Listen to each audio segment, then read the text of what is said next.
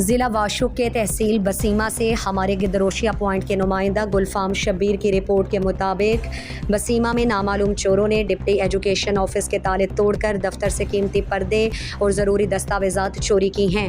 نامعلوم چوروں نے دیوار پھیلا کر اندر داخل ہو گئے ہیں اور دفتر میں توڑ پھوڑ بھی کی ہے۔ ڈپٹی ایجوکیشن آفیسر کا کہنا ہے کہ دفتر کو کئی سالوں سے چوکیدار نہیں ہے۔ ہمارے دفتر میں اکثر ایسے واقعات رونما ہو رہے ہیں۔ ہم نے اہل اختیار کی توجہ اکثر اس جانب مبذول کرانے کی کوشش کی ہے، مگر ابھی تک کسی جانب سے کوئی نوٹس نہیں لیا گیا، جبکہ جو ہے وہ ابھی تک کسی جانب سے بھی کوئی نوٹس نہیں لیا گیا جب تک آفس کے لیے کوئی چوکیدار بھرتی نہیں کیا گیا۔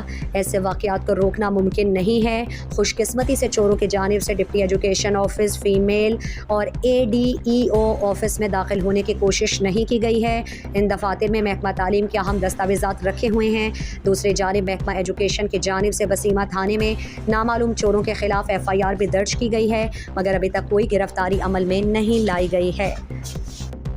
مزید دلچسپ معلومات اور خبروں سے آگاہ ہونے کے لیے Gedrosia point Facebook page, Instagram, Twitter کو فالو اور یوٹیوب چینل کو سبسکرائب کریں۔ بیل آئیکن بٹن دبانا نہ بھولیں